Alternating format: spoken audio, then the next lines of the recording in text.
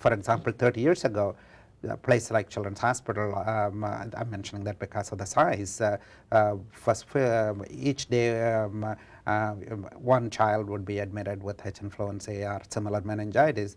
Today, in the course of a year, 3 such children may be admitted. Vaccines against Haemophilus influenzae and pneumococcal infections, which cause both meningitis, pneumonia, and bone and joint infections. They all have substantially been reduced or nearly eliminated in some cases with appropriate immunization. And if you're just joining us, you are watching In a Heartbeat. My name is Dr. David Bali. I'm your host, and my special guest today is Dr. Thirumoorthi, who is a pediatric infectious disease specialist. And we're talking currently about immunizations and vaccines. And which brings me to my next question. More recently, over the past couple of years, there has been a little bit of controversy in the news about the safety of some vaccines. And some people or studies have possibly suggested that there may be a relationship between vaccines and autism, which is very concerning to everybody. And Dr. Thirumoorthi, what is your opinion on this matter, and what do studies show? Understandable concern, because over the last 10 years, the incidence of autism that is diagnosed has gone up.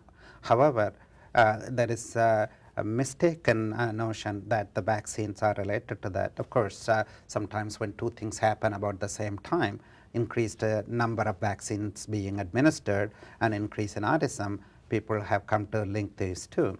However, many studies have shown all over the world, like Europe and US, that there is no demonstrable link between vaccines, whether it is MMR and autism or the preservative that used to be in a number of vaccines, like the thimerosal and autism. These have been extensively looked at both in the medical and scientific world, as well as in some instances legal determination, and no such link has been demonstrated by large-scale studies. So that is the latest research, that despite many viewpoints and looking at things in different ways in research and studies, there has been no link that has been demonstrated between autism and vaccines. Yes, there has been no demonstrable link.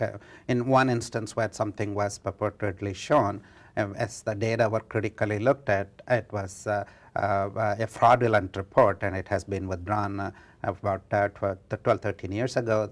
Lancet, a prestigious British journal, published one, and that has been actually, it has been withdrawn and has been determined to be a fraudulent report. And you mentioned something in talking about vaccines, and preservatives, thimerosal. What is thimerosal?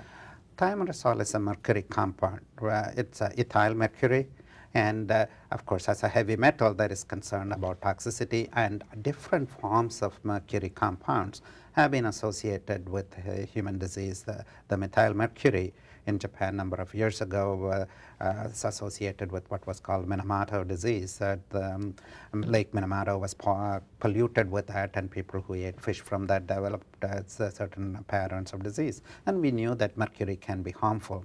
However, simply because the name mercury appears in a compound, it doesn't, all of them don't have identical characteristics. The thimerosal or ethyl mercury is an organic compound that has been used as a preservative. It is a necessary one at a certain stage of our product development, because otherwise the vaccines and other products will be spoiled, the bacterial contamination and such. But so concern because mercury was there came up. But studies have shown that the ethyl mercury or thimerosal has a different pattern of elimination or accumulation and disease association. It really doesn't have any of the neurotoxicity that has been ascribed to the methyl mercury. More importantly, from a practical point of view today, is most childhood vaccines, most vaccines for that matter, have been free of thimerosal. In some traces appear, but for the most part, vaccines have been free of that. And that, although there have been no associated links between that thimerosal and something significant, it's probably just reassuring that people and parents know that that really isn't in most childhood vaccinations. There are other important vaccines that are available for preteens and adolescents, and I'd like you to talk about meningococcal vaccine and human papillomavirus vaccine, and maybe start out by telling us what is meningitis and the human papillomavirus. I'll do that, and after that I would also like to talk a little bit about Tdap, which is the vaccine that is now used in adolescents and young adults. Meningitis is an infection that involves the coverings of the brain. Meninges is the coverings of the brain. When it is infected and inflamed, that condition is meningitis. It not only causes inflammation of the coverings, directly and indirectly to varying extent, it causes inflammation of the brain. So the symptoms are related to both meningeal inflammation as well as brain involvement. Number of germs cause that. The three major ones used to be Haemophilus, especially in childhood, Haemophilus influenzae B, pneumococcus and meningococcus. As we were talking earlier, the first two have been substantially reduced by the vaccines that became available earlier. Meningococcal disease not only continues to occur, but it has a dramatic presentation, particularly when it involves adolescents and young adults. These are football players who won a championship game on Saturday, and by Monday they were in the hospital, and by Tuesday they were dead. It's very frightening. Frightening because of the fulminant nature of the rapid progression. It tends to be very striking. It involves young children as well.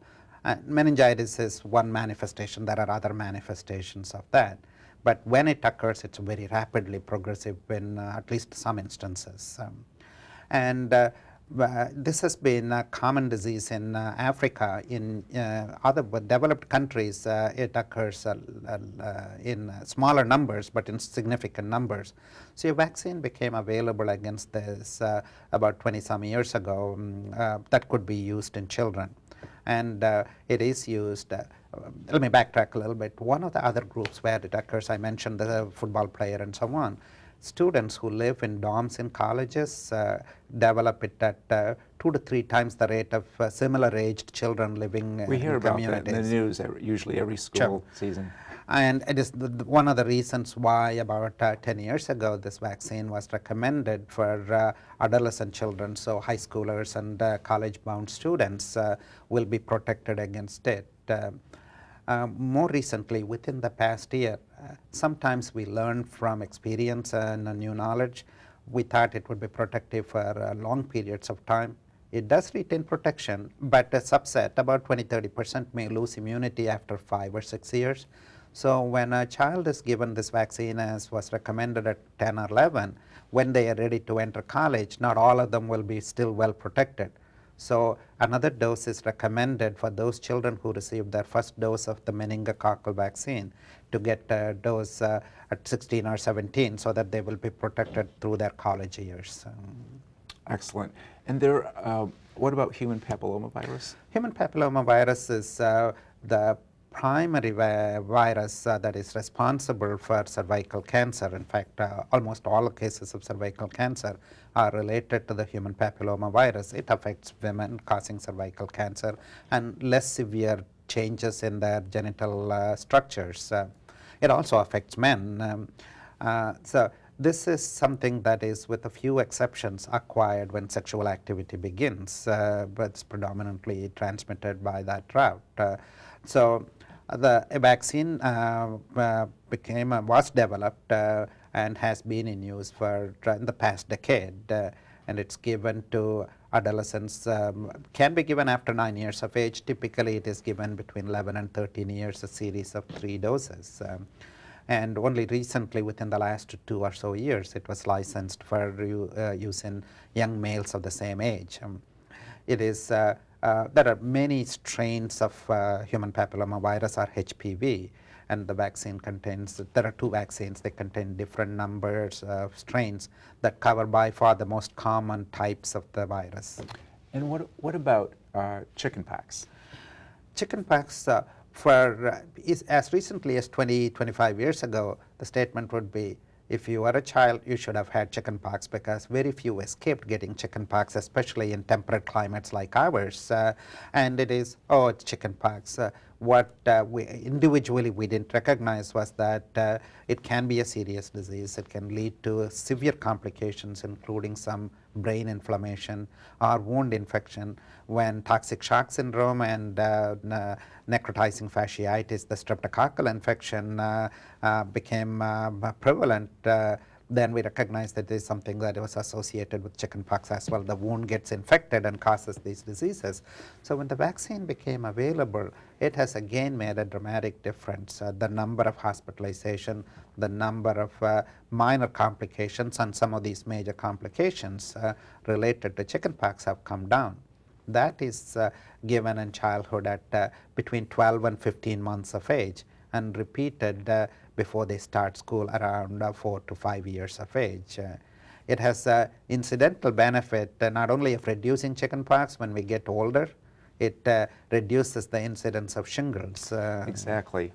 And I would say, as a dermatologist, I see much less chickenpox now than I did a while ago. Our time is kind of winding down a little bit. Tell us a little bit more about MRSA, or these resistant staph infections. I doubt if anybody in the community has not heard of MRSA, at least on the concern understandably, because we have had in our community schools closed so that they can be wiped down type of thing. MRSA is, at the beginning we were talking about methicillin-resistant Staph aureus, or MRSA. Staph, as is commonly referred to, staph has always been the most common cause of skin and skin structure infections. In the early years, once you identify, it was easy to treat, because to begin with it was treatable by penicillin. We lost that advantage pretty quickly, and then there were other medications like methicillin that were effective. Then over the last 20-some years, initially in the hospitals, and the last 10 or so years, even community-wide, these have become resistant. And the difficulty with that is the antibiotics that can be used for more severe infections with MRSA either have side effects, or are costly, or have to be closely monitored. So in terms of the community setting, still, in spite of the severity, most common ones are skin infections. So certain hygienic practices will reduce the risk, and when infection occurs, where appropriate antibiotics, and in other instances drainage of the abscess, are the most important elements in treatment. Dr. Thirumoorthi, if a patient's parents or relatives or the patient themselves would like to see you, how would they get in contact with you? They can call my office, 313-343-3481. And I see patients every day most of my work is in the hospital, but I'm available in the office every day, most days. Well, I think your information has been so valuable, and it's so important. And I think as parents, it's hard to sort through all those things, and I'm sure it must be sometimes for pediatricians as well.